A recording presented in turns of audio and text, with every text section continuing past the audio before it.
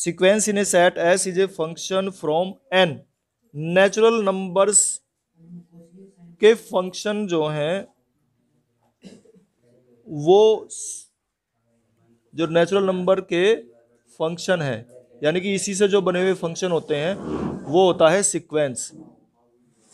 ठीक है, अब ये सीक्वेंस है, अगर मतलब एस से एक सेट एस है, उसके नंबर से ही सेट एस में जो एलिमेंट्स हैं वो सब नेचुरल नंबर का जो सेट है उसी से लिए हुए हैं, और इसका फंक्शन जो बनाते हैं वो सेट एस में बनता है। जैसे हम सीक्वेंस बनाते थे, ये है 1 स्क्वायर 2 स्क्वायर 3 स्क्वायर, ये एक सेट ले लिया हमने, तो नेचुरल नंबर के एलिमेंट्स का फंक्शन, उसे सीक्वेंस बोलते हैं। अब यहाँ जो हम इसमें यूज करेंगे, ये कम्प्लेक्स एनालिसिस में यहाँ कम्प्लेक्स नंबर्स का यूज करेंगे। यहाँ जो हमने एन सेट लिया था वो कम्प्लेक्स नंबर्स का सेट होगा, तो इसके सेट में जो फंक्शंस बनेंगे इन एलिमेंट्स को लेकर, इन नंबर्स को लेकर, वो यहाँ पर हम उनके बारे में बात करेंगे, केवल कम्प्लेक्स नंबर्स के बारे में। तो अच्छा, इसके बाद है इसमें कन्वर्जेंट सीक्वेंसेस। तो ये तो हमने रियल सीक्वेंस पढ़ी है, ये तो थी रियल सीक्वेंस, रियल नंबर के बारे में। फिर जब कम्प्लेक्स नंबर पढ़ेंगे तो ये कम्प्लेक्स सीक्वेंसेस होंगी। और इसके बाद है कन्वर्जेंट सीक्वेंसेस। कन्वर्जेंट सीक्वेंस क्या पढ़ा है हमने कन्वर्जेंट सीक्वेंस के बारे में? तो ये सीक्वेंस है जेड एन, तो सीक्वेंस अब जेड एन ले रहे हैं। अब तक जो हमने एस एन पढ़ते थे, अब जेड एन सीक्वेंस है, इस तरह से डिनोट करते थे हम उसे। तो sequence Z N is said to converge to a number Z zero if for any given epsilon greater than 0 there exists a positive integer m such that mod of zn minus z naught is less than epsilon for n greater than equal to m, for all n greater than equal to m। अगर n यानी कुछ terms को छोड़कर, इसका meaning यही तो है कि जैसे 10 या 20 टर्म्स छोड़ दी, उसके बाद कुछ टर्म्स को छोड़कर Zn minus Z naught is less than epsilon, then the sequence Zn is called convergent sequence. The number Z0 is called limit. ये Z0 जो है वो लिमिट कहलाती है इसकी, और Z0 या Z0 भी कहते हैं इसको हम। और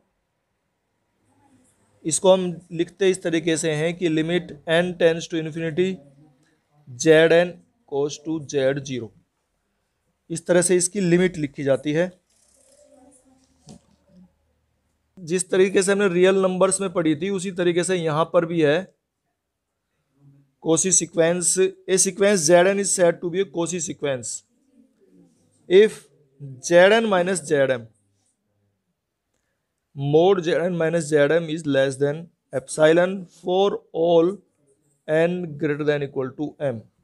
अगर कुछ टर्म्स को छोड़कर सभी टर्म, बाकी सभी टर्म्स के लिए Zn minus Zm is less than epsilon, then it is called a Cauchy sequence। अब इसके बाद है Cauchy कन्वर्जेंस क्राइटेरियन भी है एक, Cauchy कन्वर्जेंस क्राइटेरियन। ये क्या है? Cauchy का कन्वर्जेंस क्राइटेरियन क्या है? A sequence converges if and only if it is a Cauchy sequence. A sequence converges, तो ये जरूरी है, इसमें पूछते हैं, कई सारे सवाल बनते हैं। A sequence converges if and only if and only if it is Cauchy sequence.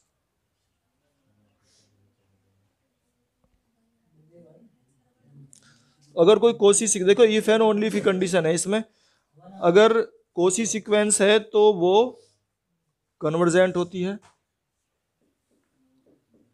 और फिर तो एक कन्वर्जेंट सीक्वेंस है तो वो Cauchy सीक्वेंस होती है, क्योंकि इफ एंड ओनली इफ दिया हुआ है इसने। तो ऐसे पूछ लेते हैं कि इसमें जो कंडीशन है कि अगर एक सीक्वेंस कन्वर्जेंट है तो क्या वो Cauchy सीक्वेंस होगी, इस तरह से क्वेश्चन बनाते हैं। तो Cauchy सीक्वेंस है तो कन्वर्जेंट होगी, और कन्वर्जेंट है तो वो Cauchy सीक्वेंस होगी। यहाँ इसमें दिया हुआ है थ्योरम 1।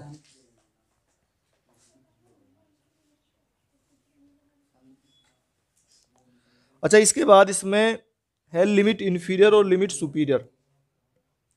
लिमिट इन्फीरियर और लिमिट सुपीरियर है, ये भी हमने पढ़े हैं वैसे तो रियल नंबर्स के लिए, ठीक है।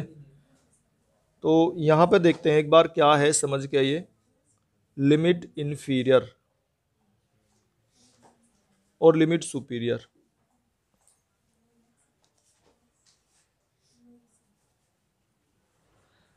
अब हमने पढ़े हैं कि एक्स एन अगर एक कोई सीक्वेंस है, एक्स एन अगर कोई सीक्वेंस है, ये कोई दी हुई सीक्वेंस है हमें, और इस सीक्वेंस में अगर हम निकालते हैं इन्फीरियर, इन्फीमम लेते हैं सभी का, जो सीक्वेंस जैसे टर्म्स बनेंगी इसमें x1 है, x2 है, अप टू xn, जो टर्म्स हैं अलग अलग, इनमें जो इन्फीमम होगा उसको हम बोल रहे हैं x1 इन्फीरियर, और जो सुप्रीमम होगा इनमें से, जो सुप्रीमम होगा उसको बोल रहे हैं x1 सुप्रीमम, और लिख रहे हैं इस तरीके से supremum of x1 x2 up to xn। अच्छा, ये x1 और अब x2 अगर लेते हैं तो x2 के लिए हम x2 के लिए कहां से लेंगे, x2 से स्टार्ट करेंगे, और x2 सुप्रीमम लेंगे तो सुप्रीमम लिखेंगे और इसे स्टार्ट करेंगे x2 से। फिर इसी तरीके से अगर हम x3 लेंगे, x4 लेंगे, x5 और xn ले रहे हैं अगर, xn इन्फीमम, तो ये यहीं से शुरू स्टार्ट करेंगे हम xn से लेके और आगे xn+1 तक, और xn सुपीरियर ले रहे हैं तो यहाँ से स्टार्ट करेंगे xn से लेके और आगे तक है ना, यहाँ तो हम जानते नहीं कितने तक है, ये xn तक नहीं है, ये टू इन्फिनिटी तक है टर्म्स तो, क्योंकि सीक्वेंस जो है ना इन्फिनिटी तक जाती है, तो लास्ट वाली टर्म हम नहीं जानते किसी के बारे में भी, बस डॉट डॉट करके छोड़ देंगे। देन बाय डेफिनेशन, तो x इन्फीरियर, देखो ये जितने हमने निकाले हैं, देखो ये हमने निकाला x1 x2, इस तरह से x3 x4, ये इन्फीरियर निकाले, ये सुपीरियर निकाले, और जो ये इन्फीमम और सुप्रीमम हमने निकाले हैं, तो इनमें जो सबसे बड़ा है, देखो ये इन्फीरियर हमसे पूछा है ये, तो इनमें जो सबसे बड़ा होगा supremum of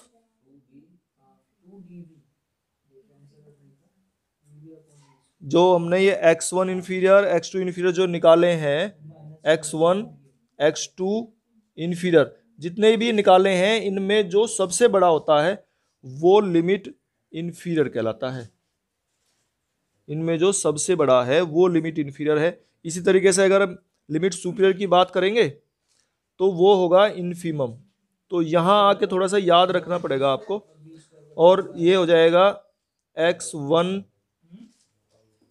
superior x2 superior, इस तरीके से ये चीज़ तो इसको पूछ लेता है वो, कि ये कभी कभी एक दो क्वेश्चन इस तरह का बना हुआ है इन्फीरियर या x सुपीरियर का, कि कैसे लिखे जाते हैं।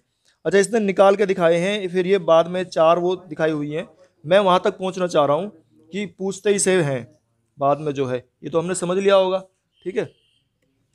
अब जो ये पूछना चाहता है उस पर हम पहुँचेंगे।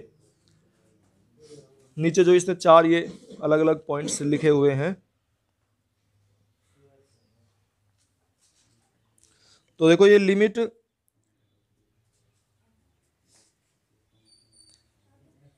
Are called rational limit inferior and limit superior, और देखो इसमें x inferior equal to limit लिखता है, ये लिमिट xn इन्फीरियर और equal to limit infimum of xn, या फिर इसे ये कह रहा है कि ऐसे भी लिख सकते हैं हम, limit of infimum of X N. ठीक है ना, इसका मीनिंग क्या था यहाँ कि जो सुप्रीमम है x1 x2, इनका जो सुप्रीमम है वो लिमिट इन्फीरियर है, तो इनके जो इन्फीमम होंगे, ठीक है, इनके जो इन्फीमम होंगे उसकी लिमिट को ऐसे लिखा है इसने। ऐसे अगर हम x सुपीरियर लिखना चाहते हैं तो वो लिखेंगे लिमिट एक्स एन, और इस तरह से करके डिनोट करेंगे, या इसे लिख सकते हैं हम लिमिट सुप्रीमम एक्स एन। ये अपर, इसको जो ये बार साइन है ना, इसके लिए लिखा है सुप्रीमम या इन्फीमम, इसको ऐसे लिख सकते हैं। अच्छा, यहां हमें ये देखना है, देखो अब लिमिट, ये पूछते हैं क्वेश्चन माइनस एक्स एन, अगर इसकी लिमिट इन्फीरियर ये निकालना चाहता है तो ये होता है हमारा minus limit X N supremum. ये लिमिट इन्फीरियर जो है इसका लिमिट सुपीरियर के इक्वल होता है। ये इस तरह से पूछ लेते हैं इसे कि ये इसके इक्वल है नहीं है। इस तरह से लिमिट अगर सुपीरियर लेगा ये माइनस एक्स एन, तो ये कितना हो जाएगा minus limit X N infimum, ऐसे लिख देंगे हम। अच्छा, फिर इसमें एक ये लिखा है इसने लिमिट एक्स एन इन्फीरियर और limit Y N inferior is less than equal to limit of, तो ये एक नंबर का क्वेश्चन बनता है इस तरीके से, X N plus Y N की लिमिट इन्फीरियर से छोटा होता है ये। तो जिस तरह से हमने ट्रायंगल इनइक्वालिटी पढ़ी है ना, वैसे ही है ये। और फिर आगे है, और ये है is less than equal to, अब देखो ये अलग अलग जो इसने करा है, अगर इसमें से एक भी बड़ा हो गया ना कोई सा, तो is less than equal to limit X N inferior ये, और plus limit Y N superior, अगर एक भी बड़ा हो गया तो उससे भी छोटा ही होगा ही वैसे तो ये हमें ये कंडीशन सी इसकी याद रखनी है। इसी तरह से अगर लिमिट इसको लिखा है फिर इसने limit X N inferior plus limit Y N superior, ये लेस देन होगा लेस देन इक्वल टू, तो इसमें आप देखो ये दोनों में ऊपर अगर बार लग गया है तो ये लिमिट सुपीरियर हो गया, ये इससे छोटा होगा, क्योंकि इसमें एक तो इन्फीरियर था एक सुपीरियर था, तो दोनों ये सुपीरियर से छोटे होंगे। और जो ये सुपीरियर है, अगर ये दोनों छोटे होते हैं लिमिट एक्स एन सुपीरियर और plus limit Y N superior, ये इससे छोटे होते हैं, तो नहीं अलग अलग। ठीक है, तो इस तरीके से हम ये याद रखने, एक नंबर में ये बात इसको या ऐसे करके पूछ सकता है, एक नंबर का क्वेश्चन बनता है ये। Cauchy's criteria for uniform convergence, तो the sequence Sn converges uniformly on A if and only if to every epsilon greater than 0 there exists a positive integer n naught, यानी कि mod of smx minus sx snx, तो ये वही है हमने जो कोसी के लिए फॉर्मूला पढ़ा है, वो इज लेस देन एप्सिलॉन। तो ये Sm जो है, एक sequence Sn converges uniformly on A if and only if to every epsilon greater than 0 there exists a positive integer n naught for all mn greater than equal to n naught, यानी कि कुछ terms n note तक की terms छोड़ने के बाद if smx minus snx is less than epsilon then it is called uniformly convergent. तो ये यूनिफॉर्म कन्वर्जेंस क्राइटेरियन है कोसी का, ये हमें इस तरह से ये याद रखना है। कोसीज क्राइटेरियन फॉर सीरीज के लिए भी है कोसी का क्राइटेरिया, और वो इस तरह से है mod of F N X plus F N plus one X, इस तरह से हम चलते जाते हैं आगे तक, और मोड ऑफ कुछ टर्म्स लेंगे एन प्लस पी टर्म्स ली हुई हैं ये, और लेस देन एप्सिलॉन, ये है कोशीज क्राइटेरियन फॉर सीरीज। इसके बाद वेस्ट्रास एम टेस्ट है। वेस्ट्रास एम टेस्ट, तो देखो वेस्ट्रास का जो एम टेस्ट है ना, ये हमें याद रखना है क्या है। The series F N summation F N X of functions each defined on the same set A converges uniformly on A if mod f n x is less than equal to mn for every positive integer n and every x in A, where mn is a positive constant independent of x and second the series sigma mn converges। यानी कि जो summation F N x है functions का, वो less than होता है एक number से, बस इतनी सी बात है। वेस्टास एम टेस्ट कहते हैं इसे। और एम एन जो है एक नंबर है, ये हमारा जो एम एन है एक नंबर है कि हमेशा जो फंक्शन होगा वो किसी एक नंबर से छोटा होता है, उसका मोड। ये वेस्टास का एम टेस्ट है। Converges uniformly on A if mod F N X is less than M N. कि कोई भी सीरीज जो है समेशन एफ एन एक्स कोई सीरीज है और वो जो है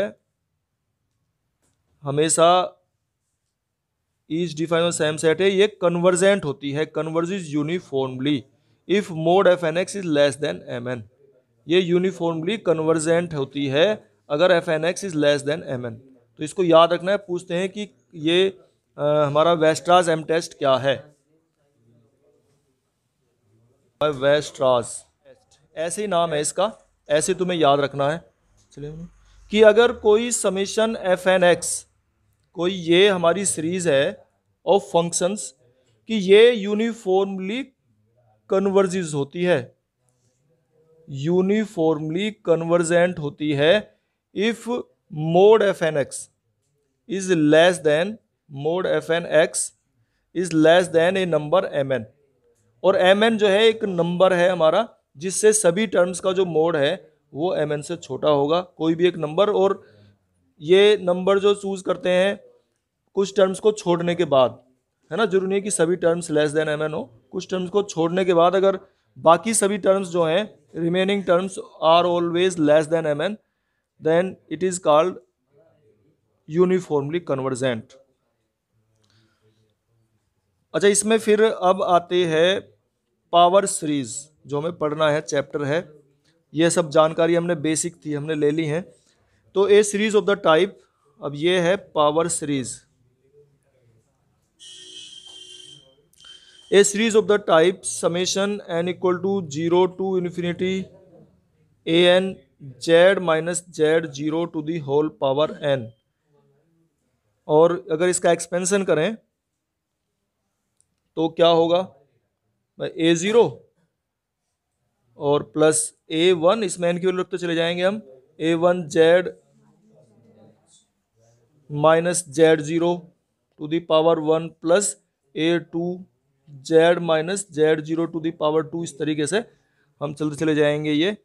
और ये जो सीरीज है whose terms are variable is called a power series. ये एक पावर सीरीज कहलाती है, summation A N Z minus zero to the whole power N, where Z is a complex variable. इसमें जेड हमारा कम्प्लेक्स वेरिएबल है और जेड कम्प्लेक्स वेरिएबल है, ए एन और Z zero are complex constants. जो जेड जीरो है ये कम्प्लेक्स कॉन्स्टेंट है, जेड नोट ये कम्प्लेक्स कॉन्स्टेंट है, जेड नोट। और ए एन भी कम्प्लेक्स में ही है, ये भी नंबर कम्प्लेक्स कॉन्स्टेंट है, ये भी ए एन भी। And A N is independent of Z. A N में जेड नहीं होगा, ए एन जेड से अलग है और जेड की टर्म्स ये होंगी केवल। And is independent of Z, ये जेड से इंडिपेंडेंट है, मतलब जेड नहीं होता इसमें। तो ऐसी जो सीरीज होगी वो हमारी कहलाती है पावर सीरीज। एब्सोल्यूट कन्वर्जेंस, ये तो वैसे तुम पढ़ चुके कई जगह। absolute convergence कि if we make all the terms positive and find convergence of the series, और अगर वो कन्वर्जेंट हो तो वो कहलाती है एब्सोल्यूट कन्वर्जेंट। ये हमने पढ़ी रखा है। यहाँ इसमें सीरीज के लिए दिया हुआ है कि अगर कोई सीरीज है summation A N Z to the power N, इस तरह की सीरीज है, the power series is absolutely convergent if the series summation mod of A N Z to the power N is convergent. तो ये तो हमारी power series थी, और इसकी सभी टर्म्स को अगर हम पॉजिटिव बना लेते हैं, मोड लगा लेते हैं, और अगर ये कन्वर्जेंट है तो हम कहते हैं कि power series is absolutely convergent. इसके बाद कुछ ये इंपॉर्टेंट रिजल्ट्स हैं, ये हमें याद रख ले हैं। जैसे पहला है इसमें, तो सीरीज जो है ना, देखो हमने पढ़ी तो थी अभी ए एन, लेकिन ज़्यादातर हम इसे इस तरह से यूज़ करेंगे, summation A N Z to the power N, इस तरह से यूज़ करेंगे ज़्यादातर केसेस में। तो ये the power series either converges for all values of z, converges for all values of z, z की प्रत्येक वैल्यू के लिए कन्वर्जेंट होती है। सेकंड है कन्वर्जेस ओनली, मतलब आइदर है ये, है ना, आइदर, यानी कि इनमें से एक संभावना जरूर होगी। Either converges for all values of z, either converges for z equal to 0, और converges for z in some region, converges for z in some region, या किसी रीजन में कन्वर्जेंट होगी ये सीरीज, यानी कि कहीं ना कहीं कन्वर्जेंट होगी। फिर तो पावर सीरीज या तो सभी वैल्यू के लिए होगी, या z इक्वल टू 0 के लिए होगी, या z की किसी converges for z in some region, किसी रीजन में कन्वर्जेंट होगी इन द कम्प्लेक्स प्लेन। अच्छा, इसके लिए टेस्ट जो पढ़े हैं हमने, सारे वही टेस्ट पढ़े हैं जो मतलब पहले से पढ़ रखे हैं, उन्हीं का यूज होता है इसमें। कि अगर मान लिया कोई सीरीज इस तरीके की है, देखो जैसे z to the power n upon factorial n, ये कोई सीरीज दी हुई है तुम्हें, पावर सीरीज। तो इसमें un, हम un निकालेंगे nth टर्म, तो z to the power n upon factorial n हो जाएगा। un प्लस 1 निकालेंगे तो z to the power n upon factorial n plus 1 हो जाएगा ये। और फिर इसे डिवाइड करते हैं, un अपॉन un प्लस 1 और zn, है ना, ठीक है। अच्छा, ये ओवर फैक्टोरियल n प्लस 1। अच्छा, इसमें फिर limit n tends to infinity un upon un plus 1 निकालते हैं हम, इसकी वैल्यू निकाला करते हैं, और वो वैल्यू जो है निकल के यहाँ आ रही है हमारी n प्लस 1 ओवर, डिवाइड कर देंगे मोड z, और ये इक्वल टू आती है हमारी इन्फिनिटी, क्योंकि इसमें n ऊपर आया हुआ है, टेंस टू इन्फिनिटी। तो इसका मतलब है ये कौन सा टेस्ट है, ये un upon un plus 1, D'Alembert's ratio test. तो इससे ये इन्फिनिटी आ रहा है, तो series is convergent for all z। अगर लिमिट l ग्रेटर देन 1 आती है, क्या पढ़ा था हमने डीएलम्बर्ट्स में, अगर लिमिट ग्रेटर देन 1 आती है तो वो कन्वर्जेंट होता है। तो इस तरीके से ये फिर आगे दिया हुआ है factorial z to the power n, इसको देखना है तुम्हें करके, और इसके आगे फिर z to the power n है, ये भी कन्वर्जेंट होती है।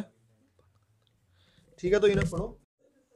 जो पावर सीरीज है, converges for a particular value z not, ये अगर कन्वर्जेस है, converges for a value particular value z not, इस एक विशेष वैल्यू z नॉट के लिए अगर ये कन्वर्जेस है, then it converges absolutely, then it converges absolutely. तो देखो वहां हमने एबेल्स थ्योरम कुछ और पढ़ी थी, यहां थोड़ा सा अंतर है, तो हमें ये याद रखना है। Then it converges absolutely for all values of z की हर एक वैल्यू के लिए ये for all values of z, और फॉर विच